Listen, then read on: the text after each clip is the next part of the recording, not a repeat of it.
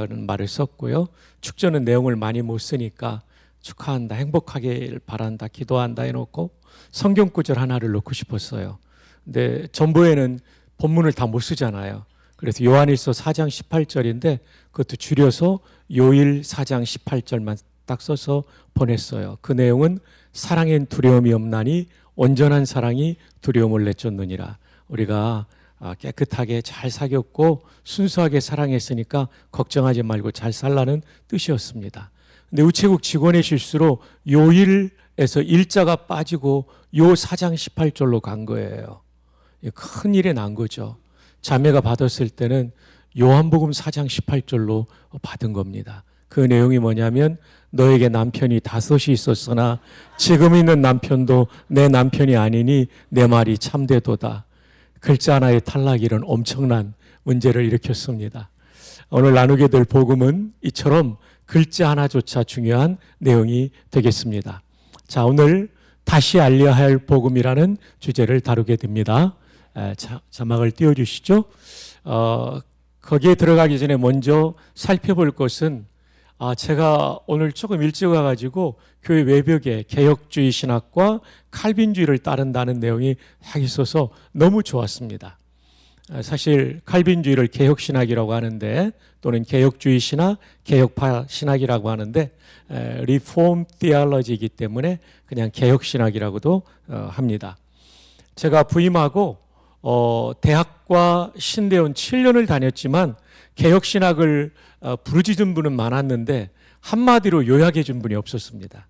이 신학이 방대하기 때문에 정의라기보다는 핵심 요약이라고 이제 저희는 부르고 있는데 수요일마다 채플 마치고 같이 암송합니다. 자, 개혁신학은 존 칼빈 중심의 종교개혁신학의 기초에 여기까지 한번 띄워주시죠. 성경의 최고권위 여기도 한번 띄워주시죠. 오직 은혜로 얻는 구원, 하나님의 통치와 문화 변혁을 강조한다. 물론 여기에는 이중예정이라든지 언약신학이라든지 성령에 의한 성화라든지 많은 내용이 더 들어가야 되지만 우리 대학생들과 신대원생들이 한마디로 외우기 좋게 이렇게 해놨습니다. 자, 그럼 이 핵심 내용은 뭐냐면 여러 개혁가들이 있지만 종교개혁가들이 있지만 존 칼빈이 가장 성경 해석을 바르게 했다고 우리는 봅니다. 예를 들면 성찬론에 있어서도 카톨릭은 화채설이죠. 성찬의 빵과 포도주가 신부가 축복하며 기도할 때 그리스도의 몸과 피로 바뀐다. 그리스도의 몸과 피는 하늘 보좌 우편에 계신데 여기 오실 수 없는 거죠. 잘못된 거죠. 그리고 말틴 루터도 비슷했어요. 공제설. 그 빵 속에 또는 빵 위나 아래에 그리스도의 몸이 임한다. 역시 그리스도의 몸은 하늘 보좌 우편에 계시기 때문에 여기 임할 수 없는 것이죠. 칼빈은 뭐라고 그랬냐면 한번 따라해 볼까요? 영적 임재설. 성령을 보내셔서 임재하심으로 십자가 사건을 기억나게 하시고 은혜 받게 하시는 게 성찬이라는 거죠. 이것이 가장 성경적인 성찬론. 그 외에도 많은 부분에 있어서 칼빈의 신학 체계가 가장 성경적이기 때문에 존 칼빈 중심의 종교개혁 신학의 기초예요. 그 다음 첫 번째로 중요한 것은 성경의 최고권위. 다른 말로 하면 66권의 성경은 정확무오한 하나님의 말씀이다라는 것입니다. 자유주의 신학이 뭡니까? 성경은 하나님 말씀이 아니라 인간 말씀이다. 신정통주의는 뭡니까? 그 잘못됐다고 반동에 나왔지만 성경 전부가 하나님 말씀이 아니라 성경에는 하나님 말씀도 있고 아닌 것도 있다. 여러분, 제가 원로 목사님 말씀이나 담임 목사님 말씀 무시하면 원로 목사님과의 관계나 담임 목사님 관계가 제가 끊어질 거예요. 이 하나님의 말씀을 무시하면 하나님과의 관계가 다 끊어집니다. 그런 신학을 믿었던 유럽의 신학교는 지금 20-30명밖에 남지 않았습니다. 교회들은 담임 목사가 없어가지고 한 사람이 세계교회를 담임하는 이런 무너진 교회를 제가 지난 여름에 영국에 가서 보았어요. 신학은 매우 중요합니다. 신학은 신앙을 결정합니다. 그래서 총신이 왜 중요하냐면 여기서 66권의 성경 말씀을 정확무한 하나님의 말씀으로 믿는 신학생, 목회자 후보생들을 길러내야만이 한국교회가 살 수 있기 때문에, 하나님이 그럴 때 한국교회를 복주시기 때문에 총신의 신학은 중요합니다. 감사한 것은 124년 동안 1901년에 설립된 이 학교는 한 번도 성경의 절대무오를 부인한 적이 없습니다. 근데 안타깝게도 이제는 적지 않은 신학교가, 원로 목사님께서나 담임 목사님 아시겠지만 신정통주로 넘어간 신학교가 적지 않아서 참 우려가 되는 것입니다. 제가 이것을 강조하기 위해서 화장실마다 다 붙이고 엘리베이터에 다 붙여가지고 하여튼 자주 봐가지고 외울 수 있도록 하는 거죠. 그 다음 오직 은혜로 얻는 구원, 인간의 공로는 아무것도 아닌 것이죠. 이따가 좀 나오게 됩니다. 하나님의 통치, 이것은 마지막 날에 많이 다루게 될 것입니다. 왕이신 하나님의 통치를 받고 그분께 순종하는 것, 어제 순복과 행복이었죠. 기도하신 우리 안수 집사님 잘 기도해 주신 것처럼 그 통치받는다는 것은 순종한다는 뜻입니다. 복종한다는 뜻입니다. 이게 개혁신학입니다. 그리고 개혁신학은 교회 안에서만 머물지 않고 내 가정과 내 일터를 성경적 세계관으로 변화시키는 것, 이것이 문화 변혁인 것이죠. 저는 한국의 정치인들 가운데 예수님 믿는 사람들이 적지 않습니다. 그런데도 여의도 국회가 바뀌지 않는 게 참 안타까워요. 영국의 윌리엄 윌버포스 같은 정치인은 그 불의한 노예 무역제도, 더 나아가서 노예 제도 자체를 그분은 없앴잖아요. 그것 때문에 암살의 위협까지 받았잖아요. 왜냐하면 그 당시 영국 수입의 3분의 1이 노예 무역을 통한 것이었기 때문에 수많은 귀족, 심지어 그 웰링턴 장군 같은 사람들도 노예 무역을 통해 수입을 얻고 있었거든요. 그래서 암살의 위협까지 있었지만 끝까지 이것을 관철해내죠. 그래서 영국의 양심이라는 별명이 붙은 윌리엄 윌버포스, 이분은 문화변혁이죠. 문화변혁. 그래서 그 유명한 칼빈주의학자 세 사람이 있는데요. 네덜란드 사람 아브라함 카이퍼, 미국 사람 벤자민 프랭클린, 비비 워필드, 그 다음에 세 번째 헤르만 바빙크인데 아브라함 카이퍼가 그런 얘기했어요. 바빙크도 네덜란드 사람인데요. 그리스도께서 내 것이야라고 외치지 않는 인간 실존의 영역은 단 1평방인치도 없다. 우리 삶의 모든 실존의 영역은 그리스도의 왕 대신 통치가 이루어지는데 그걸 통해서 문화의 변혁을 이루어야 된다는 거죠. 그 통치에 내가 순종함으로 내 가정이 변혁돼야 되죠. 그리고 뿐만 아니라 내 일터도 서울시도 변혁돼야 될 줄 믿습니다. 이런 성도가 있을 때 하나님께서 높이 영광을 받으시며 편만하게 주님의 영광이 대한민국과 세계 열방 가운데 나타나게 될 줄 믿습니다. 자, 여러분 이거 한번 다 함께 읽어볼까요? 시작.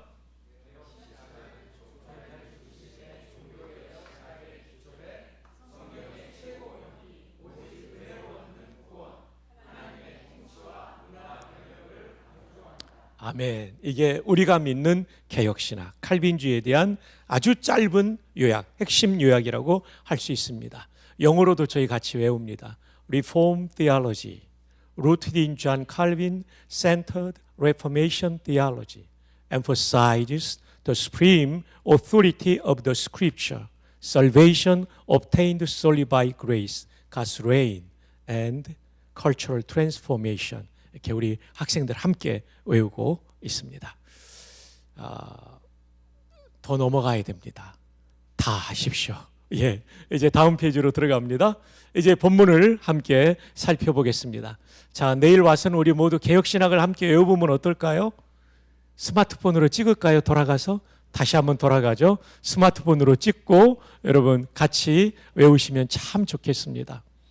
왜냐하면 건강한 신학 정말 중요합니다. 여러분은 그런 면에서 정말 복된 분들이죠. 우리 서문강 원로 목사님 정말 대단한 신학자이시고 목회자이시고 설교자이시죠. 뒤로 한번 더 돌아가 주시기 바랍니다. 자, 이거 사진 찍도록, 예, 제가 이쪽에 앉아 있을게요.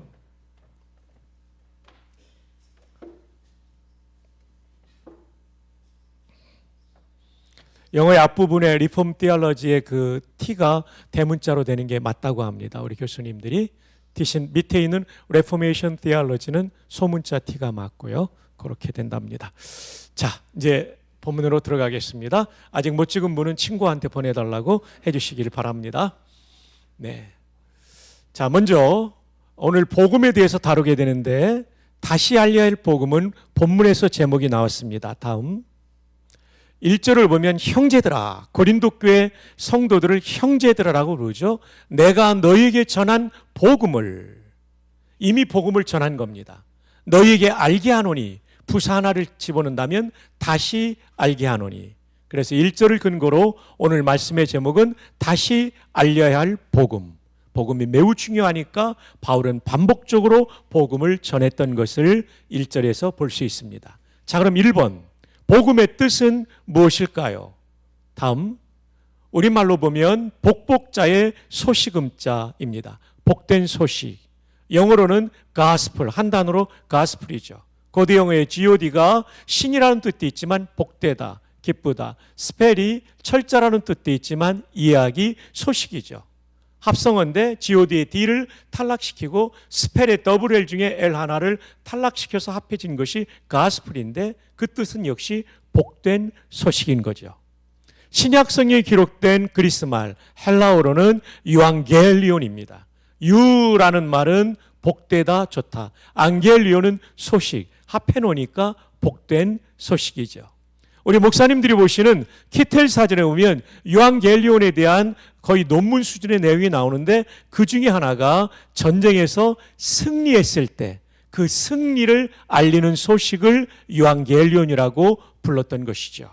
키텔 사전에 나와 있습니다. 왜 그랬을까요? 고대의 전쟁은 참혹했어요.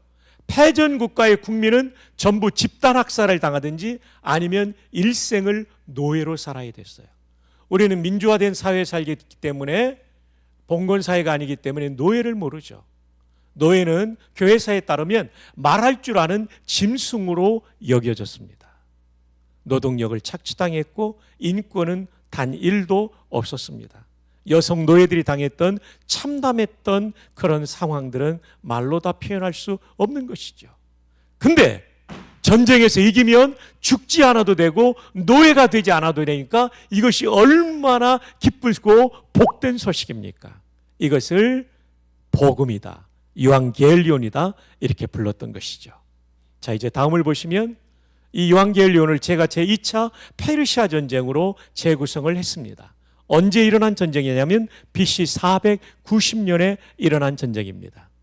어느 나라 사이의 전쟁이냐면 그 당시에 초강대국, 최강대국이었던 페르시아와 도시국가, 싱가폴 같은 도시국가인 아테네 사이의 전쟁이었습니다. 가장 강력한 국가였기 때문에 병력도 무려 2만 5천 명을 이끌고 지중해를 넘어 침공에 들어왔죠. 그리고 아테네는 단 1만 명에 불과했습니다. 누구도 아테네가 이기리라고 생각을 안 했을 것입니다. 아테네 시민들은 얼마나 불안한 마음을 가지고 전쟁의 추이를 지켜보고 있었을까요?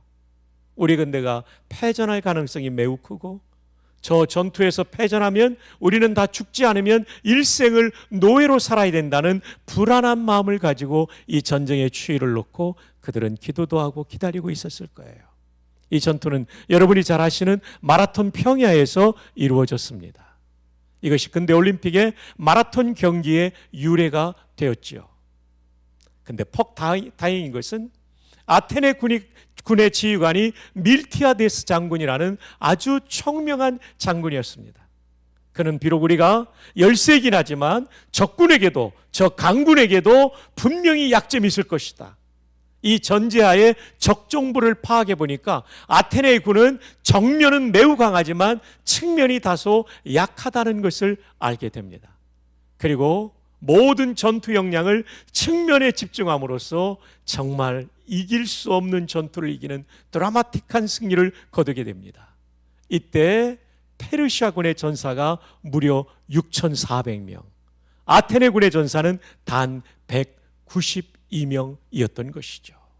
그들이 이긴 것이었어요. 이길 수 없는 전쟁을 이긴 것이에요.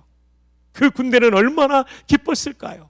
그리고 이 기쁨의 소식을 아테네 시민들에게 하루바삐 한시라도 빨리 전하고 싶었습니다. 한 병사를 차출했습니다. 그의 이름은 파이데피데스입니다. 그는 약 42km를 한숨도 쉬지 않고 달려갑니다. 그리고 이 승리의 소식을 전하고 그 자리에서 죽었다라는 일화가 전해오죠. 아마도 그는 이렇게 외치지 않았을까요? 헬라어로 가이레테 유앙겔리온 유앙겔리온 아데나이 에니케사. 무슨 말이냐면 우리말로 옮겨드리면 기뻐하라, 복음이다, 복음이다, 아테네가 이겼다. 아테네 시민들은 여러분처럼 조용하지는 않았을 겁니다. 감격에 겨 발을 구르며 환호하며 손뼉을 치며 좋아했을 것입니다. 오늘 말씀을 이 감정이입하며 이해하기 위해서 여러분에게 기회를 드리겠습니다. 제가 헬라어로 에니케산까지 외치고 나면 한번 아테네 시민의 심정으로 돌아가 환호하며 함성을 질러주시면 좋겠습니다. 준비됐나요? 감사해요. 가이레테 유앙겔리온 유앙겔리온 아데나이 에니케사. 감사합니다. 이렇게 강사를 도와주신 여러분은 정말 좋은 성도님들이십니다. 이 유앙겔리온이라는 단어를 성령님께서 성경 기록자들에게 사용하게 하셨어요. 픽업하게 하셨어요. 왜냐하면 예수님이 오셔서 하신 일로 말미암아, 그 복음으로 말미암아 우리가 죽음에서 살아나고 또한 마귀의 노예에서 성령 안에 있는 자유인으로 만들어 주기 때문입니다. 복음이란 바로 이 뜻입니다.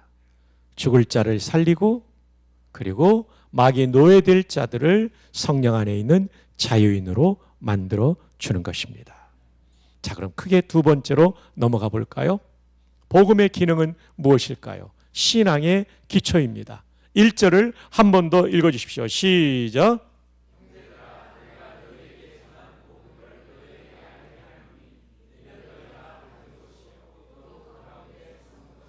전한 복음, 이는 이 복음은 너희가 받은 것이요. 저 예배당 문을 열고 들어오는 사람이 제일 먼저 받아야 될 것은 복음입니다. 여러분의 교회는 복음이 살아있죠. 또 그 가운데 선 것이다. 기초라는 것입니다. 이 예배당의 기초가 튼실하기 때문에 우리가 평안하게 앉아있는 것처럼 복음이라는 기초가 튼튼하지 않으면 그 신앙의 집은 무너질 수 있습니다. 두 가지 앞에 무너집니다. 첫 번째 이단 앞에, 두 번째 시련 앞에. 복음을 모르는 사람, 분명하게 믿고 확신하지 않는 사람은 이단의 공격에 무너질 수 있고 시련 앞에 무너질 수 있습니다. 그러나 복음을 알고 믿는 사람은 시련이 제 아무리 크다 할지라도 복음의 은혜보다 크지 않기 때문에 그 어떤 시련도 돌파하는 줄로 믿습니다.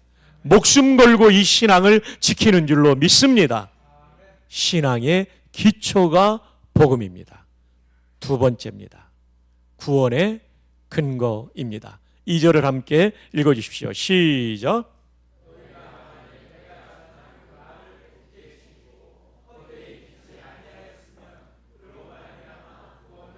내가 전한 그 말은 1절에 복음을 받는 말이죠.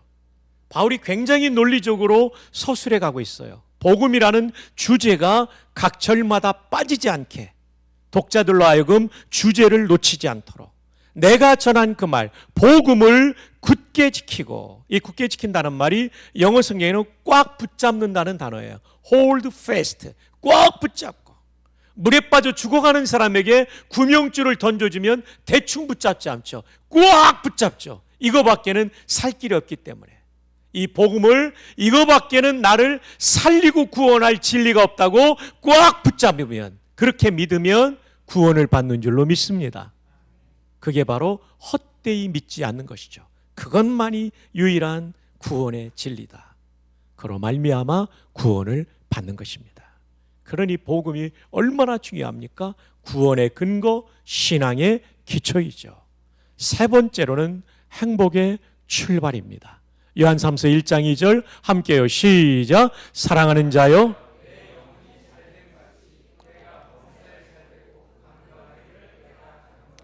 여러분, 예수님을 구주로 믿게 되면 우리 삶 자체가 의미 있어지고, 그리고 방황하지 않고 하나님의 영광을 위해서 쓰임받게 되는 것이죠. 우리의 인생의 전인적인 행복을 누리게 되는 것입니다. 이것은 세상의 번영의 신학과는 다른 것이죠. 세속적인 번영의 신학과는 다른 것입니다. 여러분, 100여 년 전에 제가 1905년, 7년도 한국교회 자료들을 보면 평안도, 황해도 이런 지역의 신자율이 어마어마하게 높습니다. 평안부터 선천 같은 데는 주일날이면 상점의 문을 다 닫았어요. 철시가 이루어질 정도로. 신성학교가 있고 그랬죠. 이 선천 외곽에 한 무당이 살고 있었어요. 근데 자기 집 앞에 이렇게 앉아 있는데 지나가는 예수 믿는 사람들이 전도하는 거예요. 어이 백무당, 자식들 망하게 하는지 그만두고 예수 믿고 천당 가시오. 무당이 전도받으니까 얼마나 기분 나쁘겠어요. 야 이놈들아, 천당이든 백당이든 니들이 나가라 하고 쫓아버렸어요.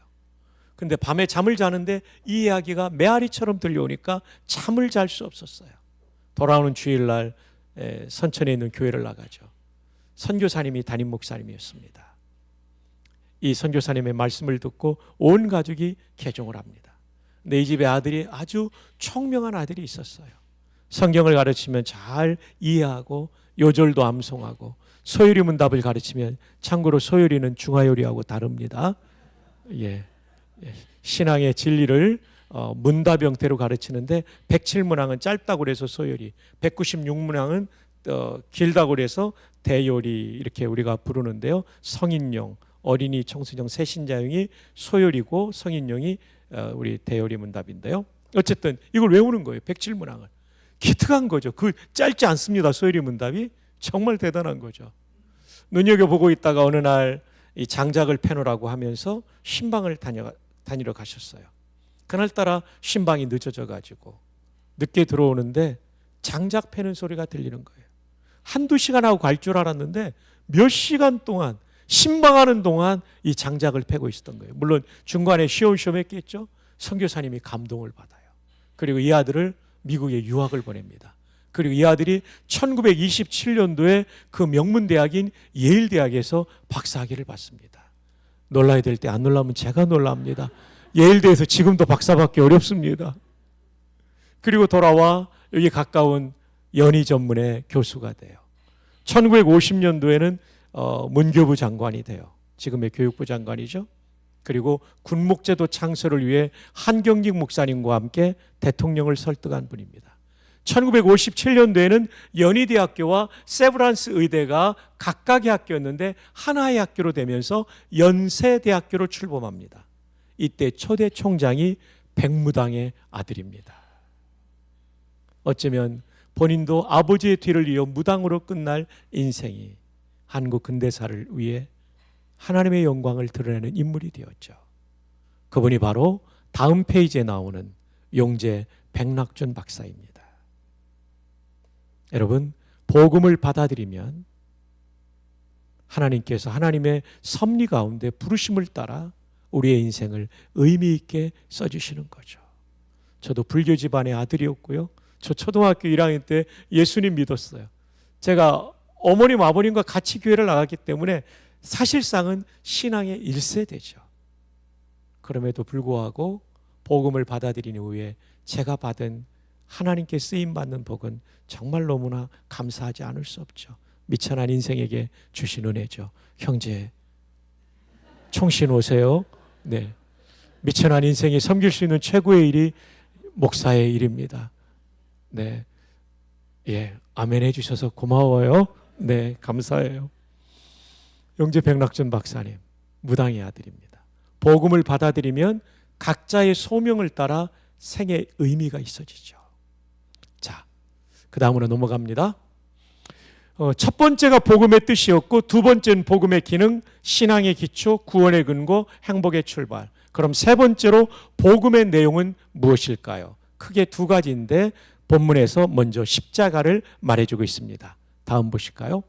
15장 3절, 내가 받은 것을 먼저 너희에게 전하였느니. 이 내가 받은 것도 복음을 말하는 거죠. 그러니까 절마다 복음을 넣고 있어요. 이는 이 복음이 뭐냐? 성경대로.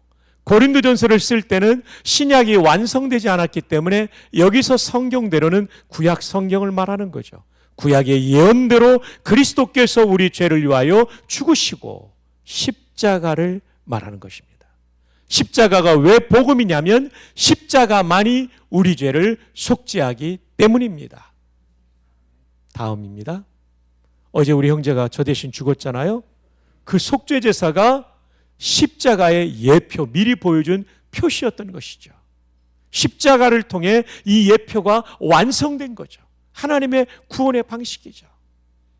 제가 말씀드린 대로 97년도에 처음 미국 가서 제가 미국군 사관학교와 미 군종학교와 군목들 훈련하는 채플린 스쿨과 그리고 펜타곤 국방성 육군 군종감시를 방문하고 하루는 뉴욕을 투어할 때 가이드가 그러더라고요. 여기가 공해가 심해서 5분 이상 엔진을 그냥 켜놓고 있으면 $3,000 벌금이라고. 그때 제가 느낀 게 미국 뉴욕에 살려면 미국 뉴욕의 법을 지켜야 되는구나. 한국 살려면 한국 법을 지켜야 되고 북한 살려면 진짜 힘듭니다. 박수 설렁설렁 치면 고사포 맞습니다. 김정은 연설할 때 졸면 그 숙청당합니다. 참 여러분, 우리가 대한민국에 살고 있다는 게 얼마나 감사한지 모르겠어요. 저는 불러주지도 않지만 저는 북한을 절대 안 갑니다. 통일될 때, 자유의 땅이 될 때 가야죠. 왜냐하면 제가 군목으로 있을 때 작전 계획을 많이 숙지해가지고 우리나라에 방해가 될까 봐 제가 안 가죠. 또 하나는 제가 북한을 공격하는 설교를 너무 많이 해가지고 제가 아마 블랙리스트에 들어가 있을 겁니다. 저는 안 가는데 어쨌든 북한 살려면 북한 법을 지켜야 되고 천국 살려면 어떤 법을 지켜야 돼요? 천국법이 대속법이에요. 대신 죽음으로 속죄를 이루는 거죠. 아니면 내가 지옥까지 가버리니까 구원의 길이 없는 것이죠. 다음입니다. 한국 불교의 가장 존경받는 스님은 성철 스님이었습니다. 이분은요, 정말 경전 연구도 많이 하고 수행도 많이 했습니다. 영을 맑게 하려고 불에 익히지 않은 생식만 20년을 드셨습니다. 그리고 누워서 편하게 자지 않고 자기 몸을 학대하면서 수행하기 위해서 앉아서 주무셨어요. 10년간 장좌불와 오랫동안 앉아 있는데 무려 10년 동안 불와 눕지 않았다는 얘기죠. 여러분의 교우니까 장좌불화에 들어간 분이 거의 없어요. 한 분도 없어요. 어쩜 이렇게 말씀을 잘 들으시는지. 와우, 감사합니다. 근데 이분이 이렇게 어마어마하게 고행을 하셨던 분이 돌아가실 때 열반송을 남깁니다. 이게 불교의 유언입니다. 그 유언의 내용을 한번 들어보십시오. 내가 수많은 중생의 무리를 일생을 통해 속였으니 내 죄가 수미산을 넘는다. 수미산은 실제의 산이 아니라 불교의 전설에 나오는 산으로서 높이가 112만 킬로미터입니다. 여러분 지금 설교 듣고 있어요? 높이가 얼마라고요? 에베레스트가 몇 킬로죠? 8,863가 그거밖에 안 돼요. 10킬로도 안 돼요. 어마어마한 그 산을 자기 죄가 넘는다는 거예요. 이 몸이 천갈래 만갈래 찢겨져 아비규환의 무간지옥에 들어갈 것이다. 그러니까 여러분, 이 불교 독실한 신자였던 스님이 뭐를 말해주냐면 수행 아무리 많이 해도 죄를 없애지 못한다는 거예요. 그거는 우리를 깨끗하게 할 수 없다는 것입니다. 성경에 이미 나와 있어요. 예레미야 13장 23절에 구스인이 그 피부를, 구스인은 에티오피아 사람입니다. 구스인이 그 피부를, 표범이 그 반점을, 표범 레오파드를 말하죠. 그 얼룩덜룩한 반점을 변할 수 있느냐? 그거 바꿀 수 있습니까? 불가능하죠. 할 수 있을진데 악에 익숙한 너희도 선을 행할 수 있으리라. 여러분, 정말 제가 목사 한 수 받은 지 우리 원로 목사님 앞에서는 말씀드리기 송구스럽지만은 벌써 제가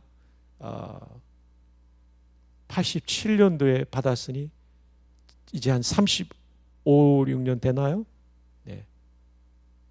38년입니다. 38년이 됐어요.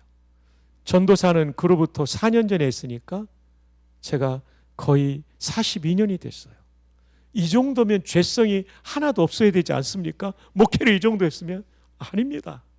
제 안에 여전히 죄성이 있습니다. 여전히 죄성이 있어요. 수행으로 죄를 없앰으로 구원받는다면 저도 불가합니다. 오직 십자가만이 우리 죄를 속죄하는 줄로 믿습니다.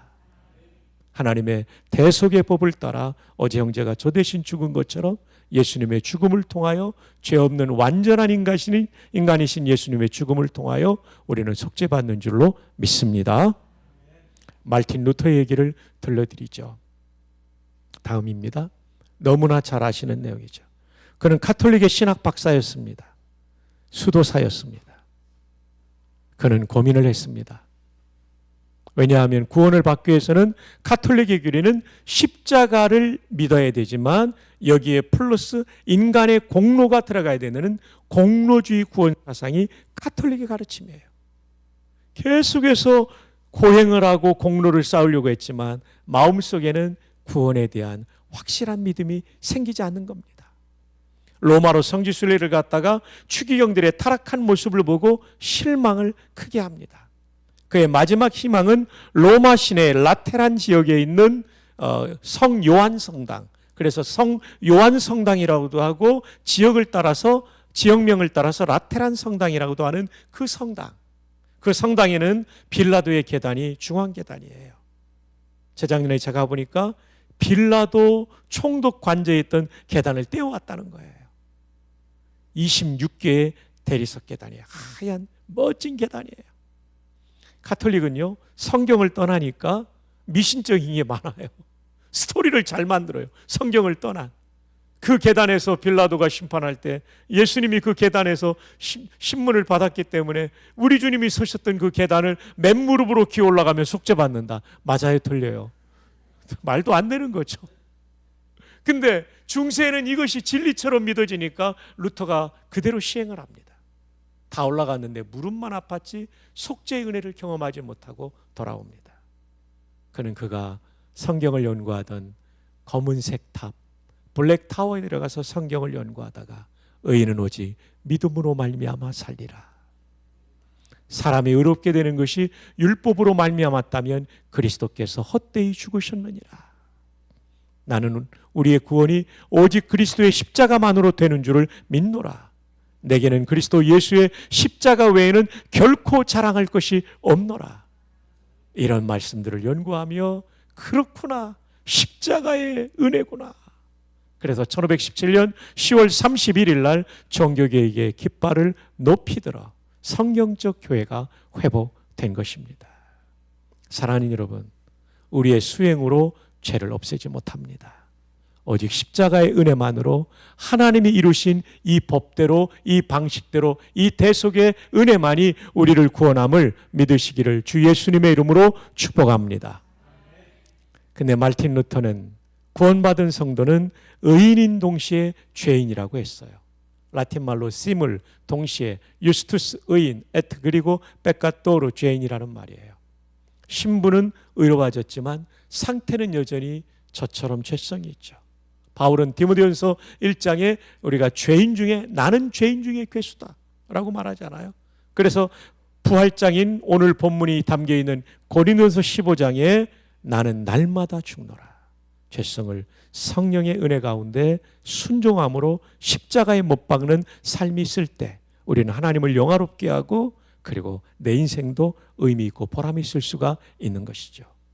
의인된 신분만을 강조하면 안 됩니다. 이거 정말 중요하지만 동시에 순복함으로 내 죄성을 이기는 이런 승리가 우리 가운데 있기를 주님의 이름으로 축복합니다. 그래서 청교도들은 죄를 죽임이라는 말을 많이 썼죠. 죄를 죽임. 우리 안에 있는 죄성을 죽이는 것이 하나님을 영화롭게 하는 것이고 승리하는 그리스도인의 삶을 사는 것입니다. 자, 다음입니다. 복음의 두 번째 내용이 오늘 본문의 부활이라고 말해주고 있어요. 사실 오늘 본문은 부활장이라고 이름이 붙은 고린도전서 15장입니다. 4절부터 마지막 58절까지가 부활을 증거하고 있는 내용이죠. 자, 이제부터 부활이 복음인 것을 함께 살펴봅시다. 4절 다 함께요. 시작.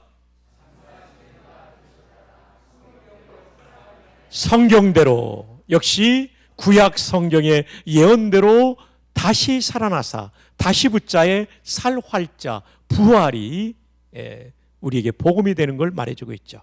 굉장히 논리적인 구조입니다. 성경대로 그리스도께서 우리 죄를 위하여 죽으시고 십자가, 그 다음에 또 하나의 병행은 성경대로 사흘 만에 다시 살아나사 십자가와 부활이 복음이라는 것을 이렇게 문장의 구조를 통해서 선명하게 드러내고 있죠.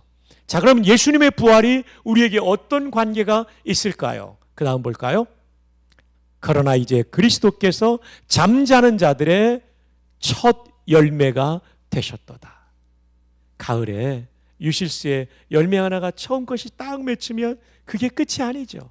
수많은 열매가 맺힐 것을 예고하는 것처럼 예수 그리스도의 부활은 오고 오는 수많은 성도의 부활을 예고한 것입니다. 다음에 그럼 언제 부활이 일어나는가? 마지막 나팔에 라스트 트럼펫 소리에 순식간에 다 변화되리니, 역사의 마지막, 동시에 예수님의 재림을 알리는 이 트럼펫 소리에 죽은 자들이 썩지 않을 마음으로 다시 부활하는 것이 일어난다는 것입니다. 다음입니다. 이때 부활과 변화가 있다라고 말했죠. 나팔 소리가 나며 죽은 자들이 썩지 아니할 것으로 다시 살아나고, 죽은 자는 다시 살아나는 거니까 부활이고, 우리도 이 얘기는 예수님 재림 때까지 살아있는 성도는 죽은 것이 아니니까 다시 붙자의 살활자, 부활이 아니라 변화라고 하고 있는 거죠. 지금 예수님 재림하시면 우리는 변화의 몸을 입게 될 것입니다. 그러나 부활한 사람들과 똑같이 영광스러운 몸을 입게 될 것입니다. 자, 그 다음에요. 썩을 것으로 심고 썩지 아니할 것으로 다시 살아나고, 이 몸은 노화되고 병들고 죽는 몸이지만 그때의 몸은 노화되지 않고 병들지 않고 영원히 사는 몸으로 살아날 줄 믿습니다. 와, 너무 감사하죠? 그 다음에 볼까요? 아랫줄부터 보면 약한 것으로 심고 강한 것으로 다시 살아나며, 영원히 사는데 암 걸려가지고 영원히 살면 얼마나 힘들겠어요. 그렇지 않아요. 약한 것으로 심고 강한 것으로. 흰머리 소녀들 그때는 머리카락 다 복원됩니다. 중년의 부인들 보톡스 안 맞아도 주름 다 사라집니다. 형제, 지금 머리도 멋있지만 그때는 더 멋있을 겁니다.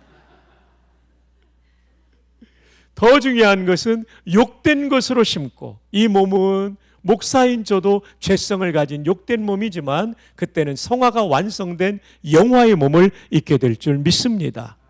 옆에 있는 분을 축복합시다. 그날의 당신은 눈부실 거예요. 김태선 목사님 눈부실 거예요. 존경하는 원로 목사님 눈부시게 멋지실 겁니다. 예, 감사드립니다. 다음으로 넘어가 볼까요? 웨스트민스터 신앙고백은 우리 교단의 표준 문서입니다. 표준 문서란 뭐냐면 신학과 신앙생활의 표준, 기준이 된다는 거죠. 그래서 우리가 임직할 때 항상 고백하잖아요. 웨스트민스터 신앙고백과 대소요리 분답을 믿는다라고 말하는데, 그 내용이 33장으로 되어 있는데요. 이 신앙고백은 신도 개요라고도 합니다. 개요라고 할 때는 국기 개항할 때 그 개자, 높이 들어올릴 개자, 요자는 중요할 요자입니다. 왜 신앙고백을 신도 개요라고 번역했냐면 윌리엄 베어드라는 선교사님이 번역했는데 아마 한국인들한테 물어보고 한 것 같아요. 이거 높이 들어올릴 만큼 중요한 진리다. 신앙고백은 높이 들어올려야 할 만큼 중요한 진리인 것이죠. 꼭 우리가 숙지하고 있어야 되죠. 저도 종종 신앙고백을 요즘도 읽고 있죠. 자, 33장으로 되어 있는데 그 마지막 장 전장이 32장, 제 32장입니다. 자, 여기 한번 우리 읽어볼 거예요. 자, 시작. 계속해서요. 그것들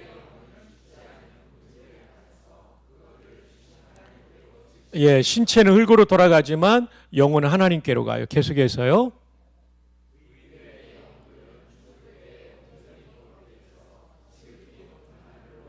여기서 의인은 신분이 이루어진 성도들의 영혼들은 죽을 때 온전히 거룩해져서, 여러분, 영혼이 거룩해지는 것은 이게 다 성경에 근거하고 기독교 강요를 근거한 거거든요. 영혼이 온전해지는 것은 우리 죽을 때입니다. 몸이 온전해지는 것은 예수님 재림 때고요. 영혼이 먼저 거룩해져요. 안 그러면 우리 이 못된 마음 가지고 천국 가면 얼마나 부끄럽겠어요. 하나님 이걸 바꿔주시는 거예요. 계속해서 봅시다. 빛과 계속해서요.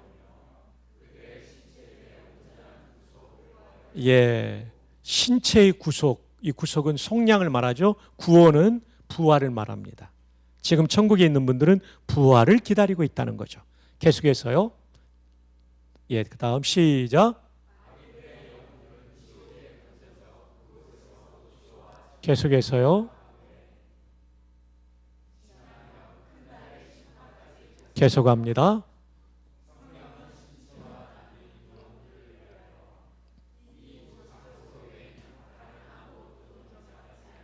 우리가 왜 전도해야 되냐면 죽음으로 끝나는 것이 아니라 죽음 이후에 천국과 지옥이 분명히 있기 때문에 우린 전도해야 되는 거죠. 그리고 이 두 장소 외에는 연옥 이런 거 없습니다. 구천을 떠도는 게 아니라 천국 아니면 지옥 갑니다. 구천을 떠도는 건 동양사상이지 성경은 아니죠. 계속해서 볼까요? 시작. 아멘. 변화되는 겁니다. 마지막 날까지 살아있는 자들은 지금 재림하신 우리는 변화죠. 계속해서요. 계속해서요. 여기는 설명이 필요합니다. 그러니까 부활할 때 박성규 목사는 박성규 목사 몸으로 부활하는 거예요. 형제님 몸으로 부활하는 거 아니에요. 머리카락이 아무리 멋있다 할지라도 제가 바꿀 수 없다는 겁니다. 그러나 품질은 달라지는 거죠. 어떤 품질입니까? 죽지 않는 품질, 병들지 않는 품질, 완전히 성화가 완성된 영화의 품질의 몸으로 우리가 바뀌는 거예요. 와, 정말 감사하죠. 하나님 우리에게 전인적인 구원을 허락해 주신 거죠. 분명히 김태선 목사님과 제가 바뀌지 않는 겁니다. 우리는 그냥 우리 몸을 가지는 겁니다. 그런데 정말 멋진 김태선 목사님을 우리는 만나게 될 겁니다. 와, 여러분 그날 우리 정말 좋을 거예요. 그렇죠. 아멘이죠. 오늘 너무 좋을 거예요. 계속해서 봅시다. 그들의 영혼들과 다시 결합. 그렇죠. 부활한 몸과 천국에 있는 영혼이 같이 결합되죠. 다음입니다. 계속해서요. 불의한 자들은 될 것이나 의인의 몸들은 계속해서요. 우리가 왜 전도해야 되냐면요. 불신자도 부활하는데 치욕의 부활이에요. 저주의 부활이지만 우리는 영광의 부활이라는 거죠. 주님을 온전히 담는. 여러분 여기까지가 구원의 완성입니다. 예수님의 재림 때 이루어질 놀라운 구원이죠. 부활의 그날 정말 우린 사모하죠. 여러분 가운데 몸이 아픈 분들이 있죠. 정말 소망은 부활. 그날 때 완전히 여러분 회복될 줄 믿습니다. 그래서 오늘 본문을 보면 이 본문에 분명히 말해주고 있는 것이죠. 1절에 복음 말하고 있고 2절 복음 말하고 있고 3절에서 그 복음의 첫 번째 내용이 성경대로 그리스도께서 우리를 위하여 죽으시고 4절의 두 번째 내용이 부활하셨다는 겁니다. 이것이 58절까지 이어지죠. 부활까지를 복음이라고 본문이 말해주고 있는 것이죠. 다음을 볼까요? 이어령 박사님께서 평생을 무신론자로 살다가 딸 이민아 변호사 때문에 예수님 믿게 됩니다. 제가 남가주 사랑의 교회 부목사 할 때 이 이민아 변호사님이 집사님이었어요. 그리고 이어령 박사님 오셨을 때 제가 복음 전하기도 했었죠. 자, 그 후에 이제 믿게 되는데 그때 쓴 책이 이겁니다. 제가 이 책을 제가 복음을 전했던 어른이라 바로 사봤어요. 자, 봅니다. 딸 미나로 인해 하나님을 만나게 되었지만 그렇다고 딸이 실명 위기에서 치료된 것 때문에 암투병하다가 실명 위기를 겪게 됐어요. 그것 때문에 기독교를 받아들인 것은 아닙니다. 그런 기적은 목적이 아닙니다. 하나님께서 지금 병을 고치셔도 언젠가는 누구나 죽게 됩니다. 그러므로 지상의 진짜 기적은 단 하나, 부활과 영원한 생명뿐입니다. 저도 아멘 했습니다. 제가 복음을 전했던 어른이시기 때문에 이분이 복음을 제대로 알고 믿었기 때문에 정말 기쁘더라고요. 여러분, 우리의 연약한 몸이 치료받기를 원하는 건 우리 모두의 공통된 마음이지만, 그러나 그리 아니하실지라도 우리에게는 몸이 완전히 구원받는 부활의 날이 있음을 믿으시기를 바랍니다. 그게 복음입니다. 그 다음입니다. 자, 이 도표는 기말고사에 반드시 나오기 때문에 제가 다 설명을 한 다음에 스마트폰으로 찍어두시기 바랍니다. 제가 만들고 대학과 신학대학원의 조직신학 교수들에게 감수받은 내용이 되겠습니다. 자, 여러분, 인생의 정말 중요한 순간은 죽음의 순간입니다. 저도 죽고 여러분도 죽고 아멘 안 해도 다 죽습니다. 그럼 죽음의 본질이 뭘까요? 분리입니다. 타나토스라는 이 죽음이라는 단어는 분리라는 어원을 가지고 있어요. 맞습니다. 성경에 세 종류의 죽음이 나오는데, 영적 죽음, 예수 믿기 전의 상태, 영적 죽음은 하나님과 내가 분리된 것입니다. 그런데 이것은 예수 믿으면 그 분리가 중보자를 통해 연결됨으로 하나님의 자녀로 되어서 살아나니까 첫 번째 에베소 2장 1절에 나오는 영적 죽음, 예수님 믿으면 해결됩니다. 안 믿으면 해결 안 돼요. 두 번째는 육신의 죽음, 이것도 분리로 해석해야 해석이 됩니다. 이것은 하나님과 나의 분리가 아니라, 좀 이따 해주세요. 제가 다음 할 때 내 몸 안에서 영혼과 육신이 분리되는 거죠. 세 번째, 둘째 사망이라고 하는 세 번째 죽음의 종류는 영원한 죽음입니다.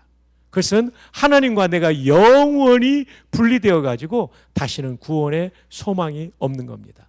우리는 죽음하면 없어진다라고 생각하는데, 성경의 개념은 타나토스, 분리입니다. 분리. 영적 죽음과 육신의 죽음은 예수님 믿으면 다 회복됩니다. 육신도 부활을 통해서 회복되는 겁니다. 그러나 영원한 죽음, 지옥 가면 다시는 소망이 없기 때문에 우리는 죽기 전에 내 가족과 친구들에게 전도해야 될 줄 믿습니다. 자, 그럼 여기서는 육신의 죽음을 가지고 설명하겠습니다. 우리의 심장이 먹는 순간 육신과 영혼이 분리가 됩니다. 다음 보여주세요. 즉시 분리가 돼요. 육신은 다양한 경로로 죽게 되고, 영혼은 즉시 십자가의 복음을, 다음, 십자가의 복음을 믿으면 바로 낙원에, 하늘 낙원에 들어가게 되는 것이죠. 천국의 다른 표현이죠. 십자가상의 강도가 예수여 당신의 나라에 임할 때 나를 기억하소서. 짧은 고백이지만 예수께서 이르시되 내가 진실로 너에게 이르노니 네가 오늘 나와 함께 낙원에 있으리라. 천국은 머물다 가는 게 아니고 연옥이 있는 게 아니에요. 그 잘못된 가르침이에요. 바로 갑니다. 연옥이 있다면 십자가상의 강도가 가야 되지 않습니까? 즉각 가는 것입니다. 나는 부조하여도 영접하실 터이니 영광 나라 계신 임금 우리 구주 예수라. 강도처럼 부족해도 예수님의 십자가의 공로로 우리는 속죄받고 천국 가는 줄로 믿습니다. 네. 그 짧은 고백이 무엇이기에 내가 오늘 나와 함께 낙원에 있으리라 라고 말씀했을까요? 당신의 나라, 소유격입니다. 그 나라의 왕이시라는 거죠. 왕은 유대 개념에 메시아 개념이 있기에 그 짧은 고백에 예수님을 구주로 믿었기에 네가 오늘 나와 함께 낙원에 있으리라. 그러나 십자가 복음으로 구원받지 못한 사람은, 속죄받지 못한 사람은 죽자마자 음부, 지옥으로 떨어지게 되는 것이죠.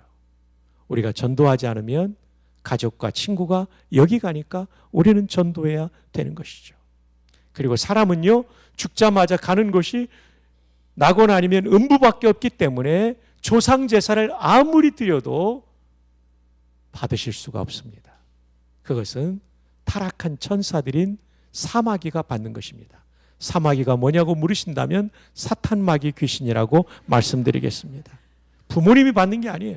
조상 제사하면 안 되는 것이죠. 오직 하나님께만 예배해야 되는 것이죠. 자, 여기는 중간 상태입니다. 아직은 다 들어가지 않았고, 그리고 영혼만 가 있기 때문에, 육신이 들어가지 않기 때문에 중간 상태입니다. 자, 근데 또 하나의 중요한 순간이 옵니다. 예수님의 재림입니다. 초림, The First Coming은 2000년 전에 베들레헴에, The Second Coming, 재림은 그 어느 날. 이단들이 재림을 변질시켜 놓았지만 재림은 기독교 신앙에 매우 중요한 것입니다. 한 번밖에 없는 동정녀 탄생이 그대로 이루어진 예언이라고 한다면 재림의 약속은 너무나도 많죠. 그리고 이 재림을 통하여 우리의 육신까지 구원받는, 속량받는 구원의 완성이 이루어질 줄 믿습니다. 재림 중요합니다. 예수님 다시 오실 때 부활이 일어납니다. 영혼의 부활이 아닙니다. 영혼은 불멸의 존재니까 육신의 부활이 되는 거죠. 보실까요? 네. 그리고 나서 최후 심판이 이루어지게 되는 것이죠. 마귀는 우리를 고발할 거예요. 저 박성규가 목사요 총장도 지냈지만 얼마나 나쁜 놈인지 압니까? 저의 일생의 죄 리스트를 다 고발할 때 예수님께서 그런데 제가 십자가에서 박성규의 죄를 다 속죄했습니다. 그런데 행한 대로 보응이 따른다는 말씀처럼 박성규의 충성을 이렇게 기억하시고 상 주십시오. 그러나 이 십자가의 속죄로 구원받지 못한 사람은 자기의 죄를 짊어지고 지옥에 들어가는 거죠. 행한 대로 보응을 받으니까 김일성 같은 사람, 히틀러 같은 사람은 더 많은 형벌을 받을 것입니다. 이게 바로 죽음 이후에 우리가 경험하게 될 구원과 불신자들이 경험하게 될 치욕의 부활, 그리고 저주의 지옥의 삶을 한눈으로 보여주는 것입니다. 이제 사진을 찍으셔도 좋겠습니다. 이걸 가지고 우리가 구원을 이해하시면 명료해 줄 수 있습니다.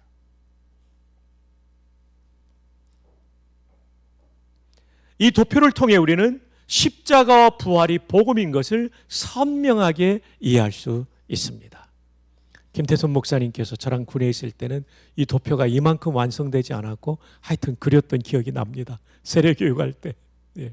이제는 좀 완성도를 높였습니다. 자, 이거는 정말 기말고사에 나올 겁니다, 여러분. 예. 자, 다음으로 마지막 네 번째로 넘어가겠습니다. 자, 첫 번째는 복음의 뜻이었습니다. 죽을 자를 살리고 그리고 노예될 사람에게 성령 안에 있는 자유인이 되게 하는 게 복음이다. 유한겔리온이다. 정말 복된 소식이다. 두 번째로는 복음의 기능이었습니다. 신앙의 기초, 구원의 근거, 행복의 출발. 세 번째로는 복음의 내용이었습니다.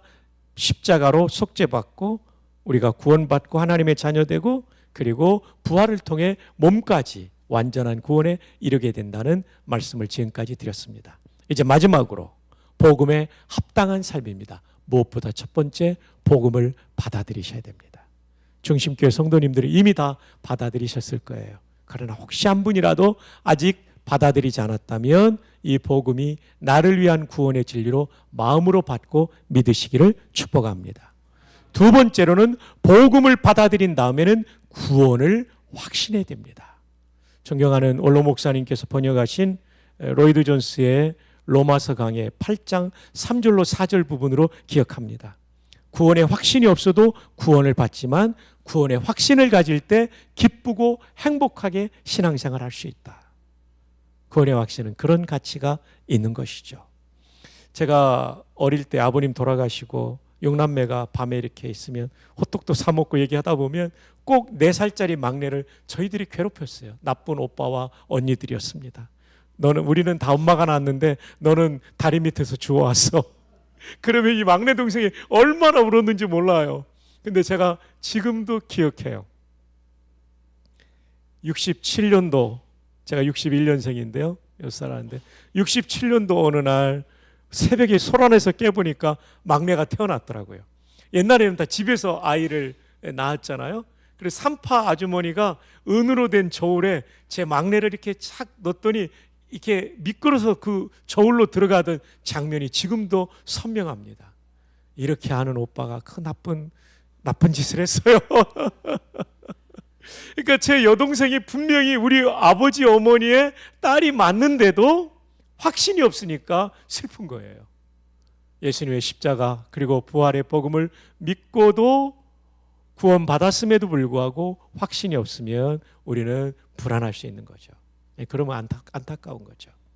성경 기록의 목적이 여러 가지가 있죠. 요한복음 20장 31절 그 아들 믿고 영생 얻게 하려고, 구원받게 하려고, 그리고 디모데후서 3장 온전한 성도가 되게 하려고, 또 하나는 요한일서 5장 11, 12절입니다.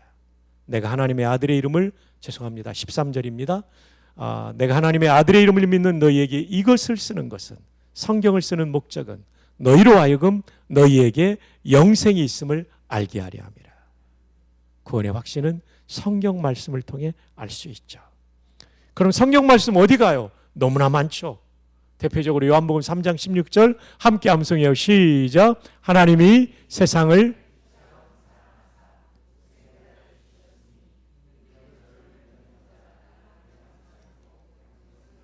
예수님을 구주로 믿으셨습니까? 그의 복음을 나를 위한 구원의 진리로 믿으셨습니까? 여러분에게 영생이 분명히 있습니다. 이렇게 꼭 확인해야 되죠. 여러분, 유월절은 예수님의 십자가의 가장 강력한 예표죠. 이것이 웨스트민스터 신앙고백과 대소요리 문답에 나옵니다. 구약의 구원의 방법도 오실 메시아를 바라보며 믿는 거였고, 그 예표 중에 유월절과 레위기 제사 등이 들어간다 나옵니다. 자, 유월절, 이집트 전체를 심판하시는 하나님의 그 계획 가운데 살 수 있는 유일한 방법은 유월절 양을 잡아 피를 대문의 좌우 설주, 도 프레임의 왼쪽과 오른쪽에 문틀이죠. 그리고 임방에 뿌리는 거죠. 그럼 문지방은 왜 안 뿌렸을까요? 저희 은사이신 김유보 박사님은, 구약학자는 문지방에서 양을 잡았기 때문에 거기는 이미 속죄양의 피가 뿌려져 있다. 그러니까 도 프레임 전체가 피로 물들어 있는 거죠. 그러면 심판의 천사가 지나갈 때 이미 심판이 치러졌기 때문에 그 집을 건너뛰어서 그 집의 아들이 살았죠. 사실 그 장남은 그 집 전체를 상징하는 거기 때문에 그 집 안에 있는 사람이 살았던 것이죠. 여러분, 이제 우리 한번 BC 1440년경에 이집트의 거리로 함께 시간여행을 떠나봅시다. 저와 함께 3000년 전으로 거슬러 가봅시다. 준비됐나요? 네, 감사합니다. 첫 번째 집에 도달했습니다. 아빠와 아들의 대화가 들려옵니다. 아빠, 오늘 밤 히브리 하나님이 모든 처음 난 것을 치시는데 저 장남이잖아요. 양의 피를 발라야 된다는데 바르셨나요? 아니. 아빠, 어떻게 해요? 나 죽는데. 야, 이놈아, 내가 이집트의 국방장관인데 누가 내 아들을 죽여? 이 아들 살았을까요? 죽었을까요? 죽었죠. 잘 따라오고 계십니다. 이제 두 번째 집에 갔어요. 아빠, 양의 피를 발라야 산다는데 바르셨나요? 발랐지. 아빠, 고마워요. 저 살겠네요. 글쎄다, 내일 아침 대봐야 되겠다. 이 아들 살았을까요? 죽었을까요? 살기는 했는데 밤새 불안했을 거예요.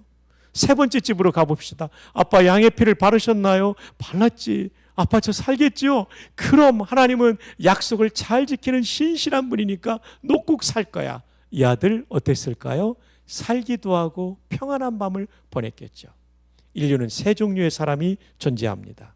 복음 없이 구원받는다는 착각 속에 사는 사람, 복음을 받아들였지만 확신 없이 살기에 불안한 사람, 그리고 3번은 복음을 받아들이고 확신 가운데 당당하고 기쁘고 행복하게 하나님과 동행하는 사람. 옆에 사람에게 물어봅시다. 그대는 몇 번입니까? 네. 예, 3번이시죠? 네. 혹시 2번이 있다면 제가 손들라고 안 할 테니까 조용히 3번으로 이 말씀에 따라 옮겨오면 좋겠습니다. 1번이 있다면 어디로 가야 될까요? 2번 거치지 말고 3번으로 가시기를 바랍니다. 자, 그 다음 볼까요? 구원의 은혜는 정말 놀라운 은혜죠. 미천한 나를 위해 하나님이신 그분이 미천한 인간의 몸을 입고 그것도 십자가에서 죽어주신 은혜. 그래서 우리는 이 은혜에 보답하기 위해서 헌신해야 되는 거죠. 헌신은 어떤 대가를 바라고 하는 것이 아니라 내가 이미 받은 은혜가 그 십자가 사랑이 너무나도 크기 때문에 하나님이신 그분의 일상 앞에 보답하는 것이죠. 뿐만 아니라 신앙생활은 내 마음대로 사는 게 아니라 동행하는 것입니다. 하나님께 여쭤보고, 하나님, 이 생각이 하나님 뜻에 맞습니까? 이 말 하려는데 하나님 뜻에 맞습니까? 이 행동하려는데 하나님 뜻에 맞습니까? 세 가지 물어보면 동행이 되더라고요. 저의 경우는 생각, 말, 행동입니다. 그 다음엔 진짜 전도해야 됩니다. 안 그러면 그 사람 지옥 가게 방치해 두는 거니까 전도해야 됩니다. 그 다음입니다. 믿음으로 얻는 구원만 강조하고 제 마음대로 사는 건 비성경적인 것입니다. 이 은혜가 너무나 크기 때문에 우리는 반드시 왕이신 하나님의 뜻을 높이며 순종하는 삶을 살아야 되는 것입니다. 구원파는 구원의 확신만 강조하지 그 은혜에 대한 감사와 보답으로 순종하고 충성하고 헌신하는 것을 가르치지 않으니까 그들의 삶이 엉망이 되잖아요. 잘못된 거예요. 믿음으로 얻는 구원이 큰 것, 그것 때문에 확신하지만 동시에 헌신까지 나아가고 동행까지 나아가야 되는 거죠. 자, 그 다음 볼까요? 그래서 예수님을 구원자로만 보지 말고 나의 주님으로 보아야 되는 거죠. 구원자이시며 나의 주님, 내가 섬겨야 될 주인, 내가 순종해야 될 주인으로 모시고 살 때 그 신앙이 건강한 신앙인 거죠. 다음입니다. 이거는 좀 시간이 너무 지나가서 넘어가면 좋겠습니다. 다음 기회에 있으면 말씀드리겠습니다. 결론입니다. 다시 알려야 할 복음, 복음이 너무나도 중요하기 때문에 다시 알려야 하고 다시 배우고 다시 확신해야 됩니다. 첫 번째, 복음은 세상에서 가장 복된 소식입니다.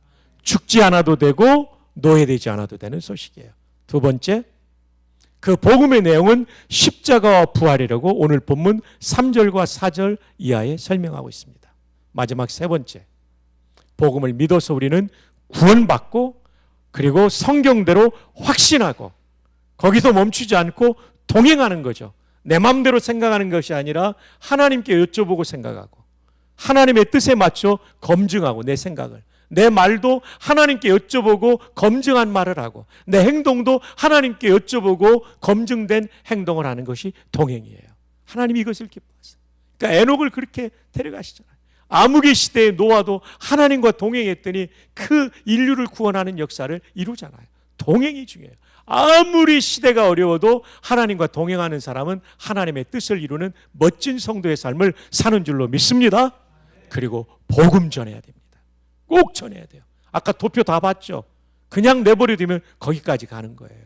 멸망의 자리까지, 저주와 치욕의 자리까지. 그게 몇 년이 아니고 영원히 그렇게 가는 거기 때문에 우리는 힘써서 복음을 전해야 될 줄 믿습니다. 기도하겠습니다. 아버지 하나님, 다시 알려야 할 복음을 전하게 해주셔서 진심으로 감사합니다. 이 말씀이 우리 모두의 마음속에 새겨져서 내가 얻은 구원을 확신하게 도와주시고 하나님께 감사해서 헌신하게 도와주시고 동행하게 도와주시고 또한 힘써 복음 전하는 삶을 꼭 살 수 있도록 인도하여 주시옵소서.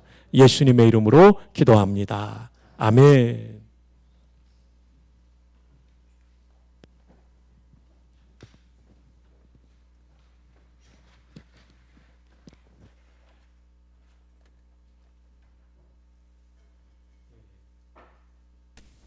귀한 말씀 너무 감사합니다.